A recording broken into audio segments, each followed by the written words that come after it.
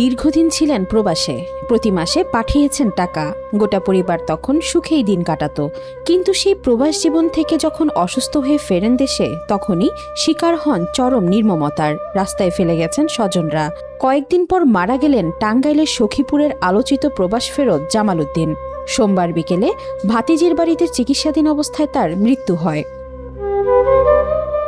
দীর্ঘদিন সৌদি আরবে থাকার পর কয়েক মাস আগে অসুস্থ হয়ে দেশে ফেরেন জামাল উদ্দিন। এরপর স্বাভাবিকভাবে চলাফেরা করতে পারছিলেন না তিনি। গত 2 আগস্ট রাতে সখীপুরের কালমেঘা এলাকায় অসুস্থ জামাল উদ্দিনকে রাস্তায় ফেলে যাওয়ার অভিযোগ ওঠে তার স্ত্রী ও পরিবারের সদস্যদের বিরুদ্ধে।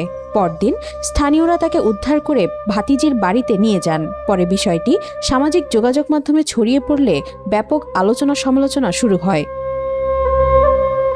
এলাকাবাসীর আর্থিক সহায়তায় গত 6 আগস্ট তাকে সখীপুর উপজেলার স্বাস্থ্য কমপ্লেক্সে ভর্তি করা হয়। 1 সপ্তাহ চিকিৎসাধীন থাকার পর গত শুক্রবার তাকে আবার ভাতিজির বাড়িতে নিয়ে যাওয়া হয়। সেখানেই সোমবার বিকেলে তিনি মৃত্যুবরণ করেন।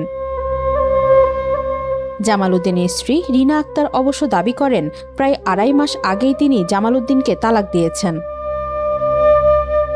জীবনের শেষ সময়ে স্বজনদের কাছ থেকে দূরে থেকে অন্যের সহায়তায় চিকিৎসা নেওয়া জামাল উদ্দিনের মৃত্যুতে স্থানীয়দের মধ্যে দেখা গিয়েছে নানা প্রশ্ন ও ক্ষোভ। নিউজ ডেস্ক, আজকাল।